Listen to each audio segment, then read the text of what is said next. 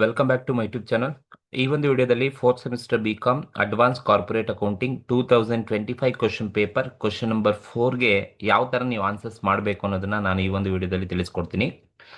ಅದಕ್ಕೂ ಮುಂಚೆ ಯಾರೆಲ್ಲ ನನ್ನ ಒಂದು ಯೂಟ್ಯೂಬ್ ಚಾನಲ್ಗೆ ಇನ್ನೂ ಸಬ್ಸ್ಕ್ರೈಬ್ ಮಾಡ್ಕೊಳ್ಳಿಲ್ಲ, ಸಬ್ಸ್ಕ್ರೈಬ್ ಮಾಡ್ಕೊಳ್ಳಿ ಅಂತ ಕೇಳ್ಕೊಳ್ತಾ 2025 ಕ್ವಶನ್ ಪೇಪರ್ ಕ್ವಶನ್ ನಂಬರ್ 4 ಏನು ಹೇಳುತ್ತೆ ಅಂದರೆ, ಸೊ ನಮ್ಗೆ ಹೇಳಿದರೆ ಕ್ಯಾಲ್ಕುಲೇಟ್ ಲಿಕ್ವಿಡೇಟರ್ಸ್ ರೆಮ್ಯುನರೇಷನ್. ನೋಡಿ, ನಮ್ಗೇನು ಕ್ಯಾಲ್ಕುಲೇಟ್ ಮಾಡೋಕೆ ಹೇಳಿದ್ದಾರೆ ಅಂದರೆ ಲಿಕ್ವಿಡೇಟರ್ಸ್ನ ರೆಮ್ಯುನರೇಷನ್ಸನ್ನು ಕ್ಯಾಲ್ಕುಲೇಟ್ ಮಾಡಿ and also state the amount paid to unsecured creditors. So ಒಂದು ಲಿಕ್ವಿಡೇಟರ್ಸ್ ರೆಮ್ಯುನರೇಷನ್ನು ಕ್ಯಾಲ್ಕುಲೇಟ್ ಮಾಡಬೇಕು, ಜೊತೆಗೆ ಅನ್ಸೆಕ್ಯೂರ್ಡ್ ಕ್ರೆಡಿಟಾರ್ಗೆ ಎಷ್ಟು ಅಮೌಂಟನ್ನು ಪೇಮೆಂಟ್ ಮಾಡ್ತೀರಾ ಅದನ್ನು ತೋರಿಸಿ ಅಂತ ಹೇಳಿದ್ದಾರೆ. ಫ್ರಮ್ ದಿ ಫಾಲೋಯಿಂಗ್ ಇನ್ಫಾರ್ಮೇಷನ್ನ ತಗೊಂಡು ಏನೇನು ಇನ್ಫಾರ್ಮೇಷನ್ ಕೊಟ್ಟಿದ್ದಾರಪ್ಪ ಅಂದ್ರೆ, balance of cash after paying preferential creditors ₹4 lakh. ಅಂದರೆ ಪ್ರಿಫರೆನ್ಷಿಯಲ್ ಕ್ರೆಡಿಟಾರ್ಸ್ಗೆ ಪೇಮೆಂಟ್ ಮಾಡಿದ್ದಾದ್ಮೇಲೆ ಆ ಒಂದು ಕಂಪನಿ ಹತ್ರ ಎಷ್ಟು ಬ್ಯಾಲೆನ್ಸ್ ಇದೆ, ಎಷ್ಟು ಕ್ಯಾಶ್ ಇದೆ ಅಂದರೆ 4 ಲಕ್ಷ ಕ್ಯಾಶ್ ಇದೆ. ಆಫ್ಟರ್ ಪೇಯಿಂಗ್ ಪ್ರಿಫರೆನ್ಷಿಯಲ್ ಕ್ರೆಡಿಟಾರ್ಸ್ನ ಪೇಮೆಂಟ್ ಮಾಡಿದಾದ್ಮೇಲೆ 4 ಲಕ್ಷ ಇದೆ. ಅದರ್ ಅನ್ಸೆಕ್ಯೂರ್ಡ್ ಕ್ರೆಡಿಟಾರ್ಸ್ ಅಂದರೆ ಡಿಫರೆನ್ಷಿಯಲ್ ಕ್ರೆಡಿಟಾರ್ಸ್ನ ಪೇಮೆಂಟ್ ಮಾಡಿದಾದ್ಮೇಲೆ ಇನ್ನು ಅನ್ಸೆಕ್ಯೂರ್ಡ್ ಕ್ರೆಡಿಟಾರ್ಸ್ ಎಷ್ಟಿದಾರಪ್ಪ ಅಂದರೆ 4,50,000 ಇದ್ದಾರೆ. ಅಂದರೆ 4,50,000 ಅನ್ಸೆಕ್ಯೂರ್ಡ್ ಕ್ರೆಡಿಟಾರ್ಸ್ ಇದ್ದಾರೆ. ಲಿಕ್ವಿಡೇಟರ್ಸ್ ರೆಮ್ಯುನರೇಷನ್ ಈಸ್ 2% ಇದೆ on the amount paid to other unsecured creditors. ಸರಿ, ಲಿಕ್ವಿಡೇಟರ್ಸ್ ರೆಮ್ಯುನರೇಷನ್ ಎಷ್ಟಪ್ಪ ಅಂದರೆ 2% ಇದೆ. ಸೊ ಈಗ ನಾವು ಲಿಕ್ವಿಡೇಟರ್ಸ್ ರೆಮ್ಯುನರೇಷನ್ಸ್ ಅನ್ನು ಕ್ಯಾಲ್ಕುಲೇಷನ್ ಮಾಡಬೇಕು, ಜೊತೆಗೆ amount paid to unsecured creditors ಅನ್ನು ಕ್ಯಾಲ್ಕುಲೇಟ್ ಮಾಡಬೇಕು. ನೋಡಿ, ಲಿಕ್ವಿಡೇಟರ್ಸ್ ರೆಮ್ಯುನರೇಷನ್ಸ್ ಅನ್ನ ಕ್ಯಾಲ್ಕುಲೇಷನ್ಸ್ ಮಾಡ್ತೀರಾ ಅಂತ ಹೇಳಿದ್ರೆ on amount paid to unsecured creditors ಮೇಲೆ ಕ್ಯಾಲ್ಕುಲೇಟ್ ಮಾಡಿ. ಅಮೌಂಟ್ ಪೇಡ್ ಟು ಅನ್ಸೆಕ್ಯೂರ್ಡ್ ಕ್ರೆಡಿಟಾರ್ಸ್ಗೆ ಮೇಲೆನೆ ಕ್ಯಾಲ್ಕುಲೇಷನ್ಸ್ ಅನ್ನ ಮಾಡಬೇಕು. ಈಗ ನೋಡಿ, ಅನ್ಸೆಕ್ಯೂರ್ಡ್ ಕ್ರೆಡಿಟಾರ್ಸ್ ಇರೋದು ಎಷ್ಟಪ್ಪ ಅಂದ್ರೆ 4,50,000. ನಾನೀಗ ಕ್ರೆಡಿಟಾರ್ಸ್ಗೆ ಪೇಮೆಂಟ್ ಮಾಡಬೇಕು, 4,50,000 ಪೇಮೆಂಟ್ ಮಾಡಬೇಕು, ಸರಿನಾ? ಬಟ್ ನಾನು ಪೇಮೆಂಟ್ ಮಾಡ್ತೀನಿ ಅಂದರೆ ನನ್ನ ಹತ್ರ ಬ್ಯಾಲೆನ್ಸ್ ಕ್ಯಾಶ್ ಈಗಿರೋದು ಎಷ್ಟಪ್ಪ ಅಂತ ಹೇಳಿದ್ರೆ ಬರೀ 4 lakh rupees ಇದೆ. ನೋಡಿ, ನನ್ನ ಹತ್ರ ಕ್ಯಾಶ್ ಇರೋದು 4 ಲಕ್ಷ, ಬಟ್ ನಾನು ಅನ್ಸೆಕ್ಯೂರ್ಡ್ ಕ್ರೆಡಿಟಾರ್ಸ್ಗೆ ಕೊಡಬೇಕಾಗಿರೋದು 4,50,000 ಕೊಡಬೇಕು. ಅಂದರೆ ನನ್ನ ಹತ್ರ ಸಫಿಷಿಯೆಂಟ್ ಕ್ಯಾಶ್ ಇದೆಯಾ? ಇಲ್ಲ. ಯಾಕೆಂದರೆ ನನ್ನ ಹತ್ರ ಇರೋದು 4 ಲಕ್ಷ, ಕ್ರೆಡಿಟಾರ್ಸ್ ಇರೋದು 4,50,000 ಇದ್ದಾರೆ. ಸೊ ಹಾಗಾಗಿ ನನ್ನ ಹತ್ರ ಸಫಿಷಿಯೆಂಟ್ ಕ್ಯಾಶ್ ಇಲ್ಲ ಅಂದರೆ ಇನ್ಸಫಿಷಿಯೆಂಟ್ ಇದೆ ಅಂತ ಅರ್ಥ. ಯಾವಾಗ ಇನ್ಸಫಿಷಿಯೆಂಟ್ ಇದೆ ಅಂತ ಗೊತ್ತಾಗುತ್ತೆ ಆಗ ನೀವು ಲಿಕ್ವಿಡೇಟರ್ಸ್ ರೆಮ್ಯುನರೇಷನ್ಸ್ ಅನ್ನ ಕ್ಯಾಲ್ಕುಲೇಷನ್ಸ್ ಅನ್ನ ಮಾಡ್ತೀರಾ ಅಂತ ಹೇಳಿದ್ರೆ, that is calculation of liquidators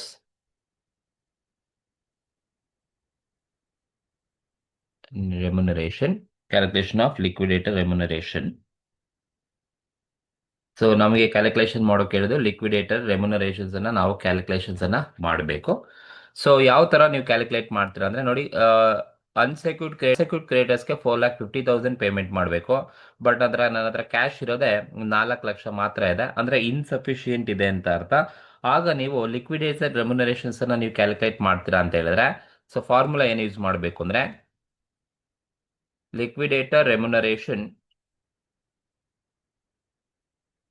remuneration equals, ನೀವು ಯಾವ ಫಾರ್ಮುಲಾ ಯೂಸ್ ಮಾಡಬೇಕು ಅಂದ್ರೆ amount available to unsecured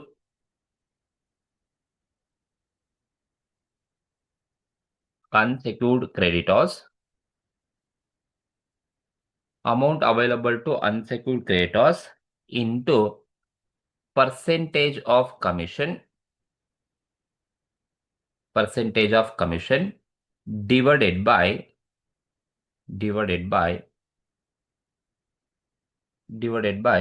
100 plus percentage of commission. So ನೋಡಿ, ಈ ಫಾರ್ಮುಲಾವನ್ನ ನೀವು ಯೂಸ್ ಮಾಡಬೇಕು. ಸೊ ಈ ಫಾರ್ಮುಲಾ ಯಾವಾಗ ಯೂಸ್ ಮಾಡ್ತೀರಾ ಅಂತ ನೋಡಿ, ಈ ಫಾರ್ಮುಲಾನ ಯಾವಾಗ ಯೂಸ್ ಮಾಡಬೇಕು ಅಂದ್ರೆ, ನೋಡಿ, ಇನ್ಸಫಿಷಿಯೆಂಟ್ ಇದ್ದಾಗ ಮಾತ್ರ. ಇನ್ಸಫಿಷಿಯೆಂಟ್ ಹೇಗೆ ಗೊತ್ತಾಗುತ್ತೆ ಅಂದ್ರೆ, ನೋಡಿ, ನಿನ್ನ ಹತ್ರ ಕ್ಯಾಶ್ ಇರೋದು 4 ಲಕ್ಷ, ಅನ್ಸೆಕ್ಯೂರ್ಡ್ ಕ್ರೆಡಿಟರ್ಸ್ ಇರೋದು 4,50,000. ಅಂದ್ರೆ ನಿನ್ನ ಹತ್ರ ಇನ್ನ ಕ್ಯಾಶ್ 50,000 ಕಡಿಮೆ ಇದೆ ಅಂದ್ರೆ ಇನ್ಸಫಿಷಿಯೆಂಟ್ ಇದೆ ಅಂತ ಅರ್ಥ. ಸೊ ಅಮೌಂಟ್ ಇನ್ಸಫಿಷಿಯೆಂಟ್ ಇದ್ದಾಗ ನೀನು ಲಿಕ್ವಿಡೇಟರ್ಸ್ ರೆಮ್ಯುನರೇಷನ್ಸ್ ಅನ್ನ ನೀವು ಕ್ಯಾಲ್ಕುಲೇಷನ್ಸ್ ಅನ್ನ ಮಾಡ್ತೀರಾ ಅಂತ ಹೇಳಿದ್ರೆ ಈ ಫಾರ್ಮುಲಾ ಯೂಸ್ ಮಾಡಿ. Liquidator remuneration equals amount available to unsecured creditors into percentage of commission ಅಂದ್ರೆ ಲಿಕ್ವಿಡೇಟರ್ ರೆಮ್ಯುನರೇಷನ್ಗೆ ಎಷ್ಟು ಪರ್ಸೆಂಟ್ ಇದೆ? 2% ಇದೆ, divided by 100 plus percentage of commissions ಅನ್ನ ಮಾಡಬೇಕಾಗುತ್ತೆ. ಸೊ ಈಗ ನೀವು ಫಾರ್ಮುಲಾಗೆ ಅಪ್ಲೈ ಮಾಡ್ತೀರಾ ಅಂತ ಹೇಳಿದ್ರೆ ಅಮೌಂಟ್ ಅವೈಲಬಲ್ ಟು ಅನ್ಸೆಕ್ಯೂರ್ಡ್ ಕ್ರೆಡಿಟರ್ಸ್ಗೆ ಎಷ್ಟು ಅಮೌಂಟ್ ಅವೈಲಬಲ್ ಇದೆಯಪ್ಪ ಅಂತ ಹೇಳಿದ್ರೆ 4 ಲಕ್ಷ ರೂಪಾಯಿ ನನ್ನ ಹತ್ರ ಅವೈಲಬಲ್ ಇರೋದು. 4 ಲಕ್ಷ ರೂಪಾಯಿ ಅಮೌಂಟ್ ಅವೈಲಬಲ್ ಇರ್ತಕ್ಕಂಥದ್ದು ಅವೈಲಬಲ್ ಇರೋದು ನನ್ನ ಹತ್ರ ಇವಾಗ 4 lakh. After paying preferential creditors ನ ಪೇಮೆಂಟ್ ಮಾಡಿದಾದ್ಮೇಲೆ ಅಮೌಂಟ್ ಅವೈಲಬಲ್ ಇರೋದು ನನ್ನ ಹತ್ರ 4 lakh into percentage of commission ಅಂದ್ರೆ ಎಷ್ಟು ಪರ್ಸೆಂಟೇಜ್ ಆಫ್ ಕಮಿಷನ್ಸ್ ಇರೋದಪ್ಪ ಅಂತ ಹೇಳಿದ್ರೆ 2% ಇದೆ. ಜಸ್ಟ್ 2 ಅಂತ ಮಾತ್ರ ತಗೊಳ್ಳಿ. 2% ಅಂತ ಹೇಳಿದ್ರೆ ಜಸ್ಟ್ 2 ಅಂತ ಮಾತ್ರ ತಗೊಳ್ಳಿ. Divided by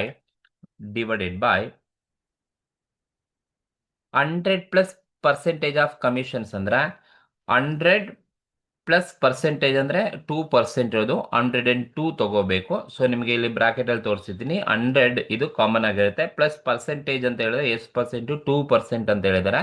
so 2%. ಸೊ ನೀವು ಸಿಂಪ್ಲಿಫೈ ಮಾಡ್ಕೊಳ್ಳಿ. ಸೊ 100 ಪ್ಲಸ್ 2 ಮಾಡಿದ್ರೆ 102 ಆಗುತ್ತೆ. ಸೊ ಈಗ ನೀವು ಇದ್ರ ಮೇಲೆ ಕ್ಯಾಲ್ಕುಲೇಟ್ ಮಾಡ್ಕೊಳ್ಳಿ. ಸೊ ಅಮೌಂಟ್ ಅವೈಲಬಲ್ ಇರೋದು 4 lakh into 2%, 2 divided by 100 plus percentage of commission ಅಂದ್ರೆ 102 ಆಗುತ್ತೆ. ಸೊ ಈಗ ನೀವು ಸಿಂಪ್ಲಿಫೈ ಮಾಡಿದ್ರೆ ಸೊ ನಿಮ್ಗೆ ಎಷ್ಟು ಅಮೌಂಟ್ ಬರುತ್ತಪ್ಪ ಅಂತ ಹೇಳಿದ್ರೆ ಡೈರೆಕ್ಟ್ ಆಗಿ ನಾನು ಸಿಂಪ್ಲಿಫೈ ಮಾಡಿರ್ತೀನಿ. 4 lakh ಇಂಟು 2 ಡಿವೈಡೆಡ್ ಬೈ 102 ಮಾಡಿದ್ರೆ ನಿಮ್ಗೆ ಎಷ್ಟು ಬರುತ್ತೆ ಅಂದ್ರೆ ಸರಿ ಬರುತ್ತೆ. So answer is 7,843 is liquidators remuneration.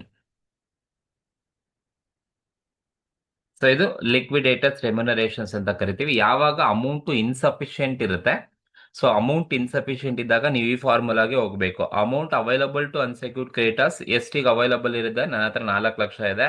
Into percentage ಅಂದ್ರೆ ನಿಮ್ಗೆ ಎಷ್ಟು ಪರ್ಸೆಂಟೇಜ್ ಕೊಟ್ಟಿರ್ತಾರೋ ಪರ್ಸೆಂಟೇಜ್ ಜಸ್ಟ್ 2 ಅಂತ ತಗೊಳ್ಳಿ. ಡಿವೈಡೆಡ್ ಬೈ 100 ಪ್ಲಸ್ ಪರ್ಸೆಂಟೇಜ್ ಅಂದ್ರೆ 100 ಪ್ಲಸ್ 2 ಮಾಡ್ಕೊಂಡ್ರೆ 102 ಬರುತ್ತೆ. ನೀವು ಸಿಂಪ್ಲಿಫೈ ಮಾಡಿದ್ರೆ ಲಿಕ್ವಿಡೇಟರ್ ರೆಮ್ಯುನರೇಷನ್ 7,843 ಬರುತ್ತೆ. ಇದು ಲಿಕ್ವಿಡೇಟರ್ಸ್ ರೆಮ್ಯುನರೇಷನ್ಸ್ ಅನ್ನ ನಾವು ಕ್ಯಾಲ್ಕುಲೇಷನ್ಸ್ ಅನ್ನ ಮಾಡಿರ್ತಕ್ಕಂಥದ್ದು. ಇನ್ನು ನಮ್ಗೆ ಏನ್ ಹೇಳಿದ್ದಾರೆ ಅಂದ್ರೆ so calculation of amount pay to unsecured creditors ನ ಕ್ಯಾಲ್ಕುಲೇಟ್ ಮಾಡಕ್ ಹೇಳಿದ್ದಾರೆ. So that is creditors. Amount pay to unsecured creditors ನ ಕ್ಯಾಲ್ಕುಲೇಷನ್ಸ್ ಅನ್ನ ಮಾಡ್ಲಿಕ್ಕೆ ಹೇಳಿದ್ದಾರೆ. ಅದನ್ನ ಕ್ಯಾಲ್ಕುಲೇಟ್ ಮಾಡೋಣ. ಸೊ ಈಗ ನಾವು ಅನ್ಸೆಕ್ಯೂರ್ಡ್ ಕ್ರೆಡಿಟರ್ಸ್ಗೆ ಎಷ್ಟು ಅಮೌಂಟ್ ಅನ್ನ ಪೇಮೆಂಟ್ ಮಾಡ್ತೀವಿ ಅಂತ ಹೇಳಿದ್ರೆ ಸೊ ಹೇಗೆ ಕ್ಯಾಲ್ಕುಲೇಷನ್ಸ್ ಅನ್ನ ಮಾಡ್ಬೇಕಪ್ಪ ಅಂತ ಹೇಳಿದ್ರೆ amount available to unsecured creditor.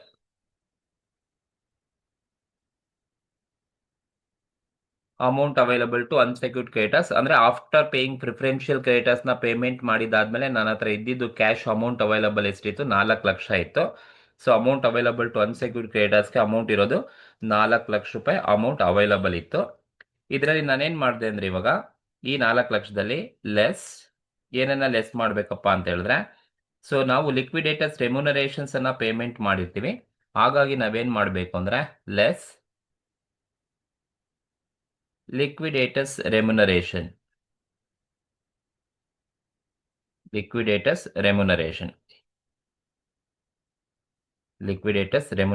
ನ ಲೆಸ್ ಮಾಡಬೇಕು. ಲಿಕ್ವಿಡೇಟರ್ಸ್ಗೆ ಎಷ್ಟು ರೆಮ್ಯುನರೇಷನ್ ಕೊಡ್ತಾ ಇದೀವಿ? 7,843 ರುಪೀಸ್ ರೆಮ್ಯುನರೇಷನ್ ಕೊಡ್ತಾ ಇದೀವಿ. ಈಗ 4 lakh ಅಲ್ಲಿ 7,843 ರುಪೀಸ್ ನ ನೀವು ಲೆಸ್ ಮಾಡಿದ್ರೆ ನಿಮಗೆ ಬರ್ತಕ್ಕಂಥ ಅಮೌಂಟ್ ಏನಪ್ಪಾ ಅಂತ ಹೇಳಿದ್ರೆ amount pay to unsecured creditors ಅಂತ ಕರಿತೀವಿ. ಸೊ ಈಗ ನೀವು creditor amount pay to unsecured creditors ಬರುತ್ತೆ. ಎಷ್ಟು ಬರುತ್ತಪ್ಪ ಅಂದ್ರೆ 3,92,157 ನಮಗೆ ಸಿಗುತ್ತೆ. 3,92,157 ನಮಗೆ amount pay to unsecured creditors ಸಿಗುತ್ತೆ. ಸೊ ಇದು ಒಂದು ಕ್ವಶನ್ಗೆ ಇರ್ತಕ್ಕಂಥ ಆನ್ಸರು. ಸೊ ಈ ತರ ಕ್ವಶನ್ಸ್ ಅನ್ನ ಕಂಪಲ್ಸರಿ ನೀವು ಎಕ್ಸಾಮ್ ಅಲ್ಲಿ ಸೆಕ್ಷನ್ ಬಿ ನಲ್ಲಂತೂ ಕೇಳ್ತಾರೆ. ಸೊ ಲಿಕ್ವಿಡೇಟರ್ ರೆಮ್ಯುನರೇಷನ್ಸ್ ಮತ್ತೆ amount pay to unsecured creditors ನ ಕ್ಯಾಲ್ಕುಲೇಟ್ ಮಾಡೋದು ವೆರಿ ಸಿಂಪಲ್. ಬಟ್ ನಿಮ್ಗೆ ಈ ಫಾರ್ಮುಲಾ ಗೊತ್ತಿರಬೇಕು. ಯಾವಾಗ ಈ ಫಾರ್ಮುಲಾ ಅಪ್ಲೈ ಮಾಡಬೇಕು ಅಂದ್ರೆ ಅಮೌಂಟ್ ಇನ್ಸಫಿಷಿಯಂಟ್ ಇದೆ ಅಂತ ಹೇಳಿದ್ರೆ ಅಮೌಂಟ್ ಇನ್ಸಫಿಷಿಯೆಂಟ್ ಇದೆ ಅಂತ ಹೇಳಿದ್ರೆ ಆಗ ನೀವು amount available to unsecured creditors ಈಗ ಎಷ್ಟು ಅವೈಲಬಲ್ ಇದೆ ಅವರಿಗೆ ಅಂದ್ರೆ 4 lakh into percentage of commission ಎಷ್ಟು ಪರ್ಸೆಂಟು 2%, ಜಸ್ಟ್ 2 ಅಂತ ಮಾತ್ರ ತಗೊಳ್ಳಿ, ಡಿವೈಡೆಡ್ ಬೈ 100 ಪ್ಲಸ್ ಪರ್ಸೆಂಟೇಜ್ ಎಷ್ಟು ಕೊಟ್ಟಿರ್ತಾರೋ ಅಷ್ಟು ಅಪ್ಲೈ ಮಾಡಿಕೊಂಡು ಸಿಂಪ್ಲಿಫೈ ಮಾಡಿ ನಿಮಗೆ ಲಿಕ್ವಿಡೇಟರ್ ರೆಮ್ಯುನರೇಷನ್ ಸಿಗುತ್ತೆ. ಸೊ ಇದರಲ್ಲಿ ನೀವು amount pay to unsecured creditors ನ ಕ್ಯಾಲ್ಕುಲೇಷನ್ಸ್ ಅನ್ನ ಮಾಡಲಿಕ್ಕೆ ಕ್ವಶನ್ ಅಲ್ಲಿ ಕೇಳಿದ್ದಾರೆ ಅಂತ ಹೇಳಿದ್ರೆ ಸೊ ನೀವು ಕ್ಯಾಲ್ಕುಲೇಷನ್ಸ್ ಅನ್ನ ಮಾಡಿ amount available to unsecured creditors ಎಷ್ಟಿದೆಯಪ್ಪ ಅಂದ್ರೆ 4 ಲಕ್ಷ. ಇದರಲ್ಲಿ ನೀವು ಲಿಕ್ವಿಡೇಟರ್ ರೆಮ್ಯುನರೇಷನ್ಸ್ ಅನ್ನ ಲೆಸ್ ಮಾಡಿದ್ರೆ ಬ್ಯಾಲೆನ್ಸ್ ಅಮೌಂಟ್ ಅನ್ನ ಅನ್ಸೆಕ್ಯೂರ್ಡ್ ಕ್ರೆಡಿಟರ್ಸ್ಗೆ ಪೇಮೆಂಟ್ ಮಾಡ್ತೀವಿ ಅಂತ ಅರ್ಥ. ಸೊ ಇದು ಒಂದು ಕ್ವಶನ್ ನಂಬರ್ 4 2025 ಕ್ವಶನ್ ಪೇಪರ್ ಇರ್ತಕ್ಕಂಥ ಆನ್ಸರ್ಸ್. ಈ ಒಂದು ವಿಡಿಯೋದಲ್ಲಿ ನಿಮ್ಗೆ ಏನಾದ್ರು ಡೌಟ್ಸ್ ಇದೆ ಕಮೆಂಟ್ ಮೂಲಕ ತಿಳಿಸಿ. ಹಾಗೆ ಈ ಒಂದು ವಿಡಿಯೋ ಇಷ್ಟ ಆದ್ರೆ ದಯವಿಟ್ಟು ಸಬ್ಸ್ಕ್ರೈಬ್ ಮಾಡಿ, ಶೇರ್ ಮಾಡಿ, ಲೈಕ್ ಮಾಡಿ. Thank you.